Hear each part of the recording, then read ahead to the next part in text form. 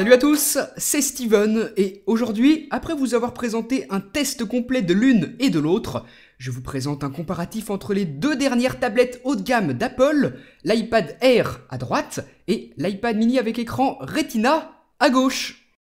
On va commencer par un rapide test de démarrage. Les deux sont sous la même version d'iOS, la 7.0.3 qui est la dernière au moment où je fais cette vidéo, et j'ai installé exactement le même contenu sur l'un et sur l'autre. Musique, applications, photos, vidéos, un petit peu de tout, et on va donc voir lequel est le plus rapide à s'allumer, même si ça reste vraiment très indicatif.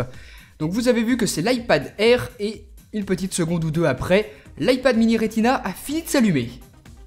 Si on teste maintenant la rapidité à l'ouverture des applications, donc là encore une fois, rien de scientifique là-dedans, c'est tout simplement pour vous donner un ordre d'idée. Vous voyez que c'est vraiment extrêmement similaire. Là, l'iPad Air a été un tout petit peu plus rapide. Et si on teste avec l'App Store, vous voyez qu'on a à chaque fois une petite seconde, voire un petit peu moins de décalage entre les deux. L'iPad Air est toujours un petit peu plus rapide que l'iPad mini Retina. Donc ça reste vraiment super léger comme différence. C'est vraiment insignifiant. À l'utilisation quotidienne, on s'en aperçoit même pas. Et au final, ça dérangera absolument pas.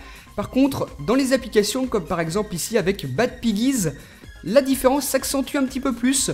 Plus il y a de contenu à charger, plus l'iPad Air fera la différence. Mais à chaque fois, ça reste, comme je vous le disais, vraiment très minime. Petit test de lecture vidéo maintenant. Vous pouvez d'ailleurs remarquer que YouTube s'est lancé un poil plus vite sur l'iPad Air. Et si maintenant je lance exactement la même vidéo en même temps, celle-ci, on s'aperçoit que c'est l'iPad Air qui est un petit peu plus rapide que l'iPad mini Retina une fois de plus, même si on peut pas vraiment se fier à des tests de débit internet. Le premier qui commence à charger bouffe toute la connexion en laissant pas grand chose au deuxième, et au final ça veut pas dire grand chose. Pour ce qui est du design, ce qui est le plus flagrant, c'est bien sûr les deux tailles différentes d'écran, 7,9 pouces pour l'iPad mini et 9,7 pour l'iPad Air, légèrement plus grand donc, mais aussi plus lourd, c'est logique. Et je vais pas vous balancer tout un tas de chiffres pour les dimensions, vous retrouverez tout ça dans la description de la vidéo si vous voulez vraiment plus de détails là-dessus. Toujours en ce qui concerne l'écran, on a maintenant une dalle Retina sur les deux modèles. L'écran haute définition d'Apple, vraiment sublime, très lumineux avec un excellent contraste. Et ensuite, résolution de 2048 par 1536 pixels pour les deux. Mais comme l'écran de l'iPad mini Retina est plus petit que le Air, eh bien on se retrouve tout simplement avec une meilleure densité de pixels. Et oui, c'est logique, 326 pixels par pouce contre 264. Donc c'est quand même une différence assez importante, mais dans la pratique, je vous assure qu'on la voit pas. L'œil humain ne fait pas la différence et au final, ça n'aura pas d'importance dans votre choix de l'un ou de l'autre. À l'intérieur, ces deux iPads ce sont quasiment les mêmes. Pour une fois, Apple n'a pas privilégié l'un par rapport à l'autre puisque tous les deux sont équipés de la même génération de processeurs d'Apple, la puce A7, un dual-core cadencé à 1,4 GHz pour l'iPad Air et 1,3 pour le mini Retina. C'est ça qui explique cette différence du résultat de test de performance fait avec l'application Geekbench et que vous pouvez voir à l'écran à l'instant. Donc une toute petite différence qui se remarque pas pour une utilisation classique, mais que vous pourrez ressentir surtout avec des applications qui demandent plus de ressources. Vous avez déjà pu le comprendre tout à l'heure avec le test d'ouverture de Bad Piggies.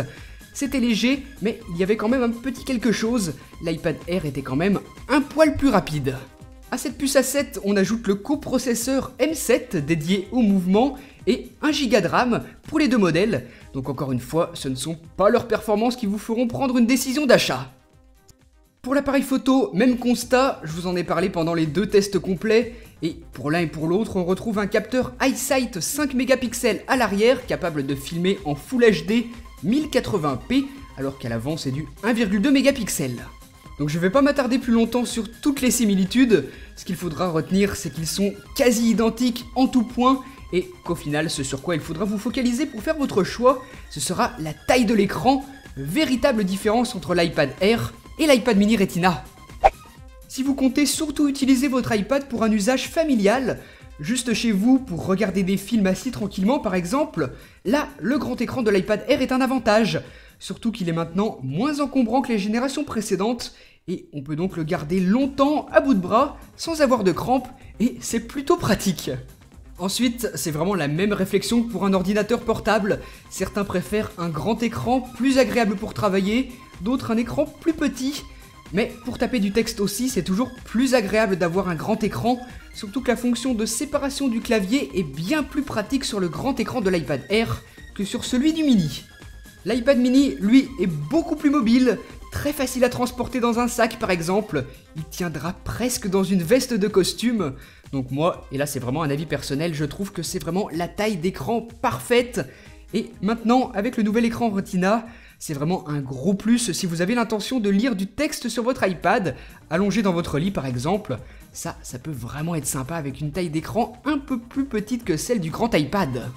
L'iPad mini Retina, il tient très bien dans la main, c'est son gros avantage. Naturellement, on le tiendra dans une main, on l'utilisera de l'autre, et ça je trouve ça super pratique. Si vous jouez beaucoup, encore une fois, ce sera intéressant de choisir l'iPad Air. En tout cas, moi c'est mon avis. Je trouve que c'est quand même plus sympa de jouer sur un grand écran. Mais une fois de plus, c'est vraiment en fonction de vos goûts. Si vous n'avez pas forcément l'intention de jouer beaucoup sur votre tablette, à ce moment-là, c'est pas forcément intéressant de prendre une grande taille d'écran. En tout cas, les performances sont quasi identiques comme on l'a vu tout à l'heure. Donc les deux feront très bien tourner tous les derniers jeux du moment sans souci. Et on en revient toujours au même point, l'écran. Puce A7 avec une architecture 64 bits, coprocesseur M7, 1 Go de RAM. Voilà ce qu'il faut retenir pour les specs au niveau des performances. Le même appareil photo, exactement, 5 mégapixels et même constat pour la caméra frontale, 1,2 mégapixels aussi bien pour l'iPad mini Retina que pour l'iPad Air.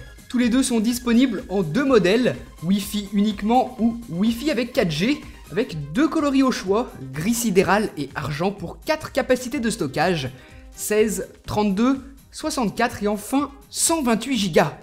Entrée de gamme à 399 € pour l'iPad mini Retina, plus petit, donc évidemment moins cher, mais pour 90 € de plus vous pouvez avoir l'iPad Air.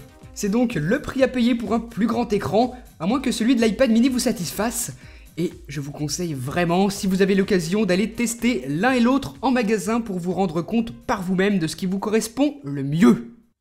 Voilà, je pense vous avoir tout dit pour vous éclairer au mieux sur les différences. Et surtout, vous l'avez vu, les grosses similitudes des deux tablettes haut de gamme d'Apple.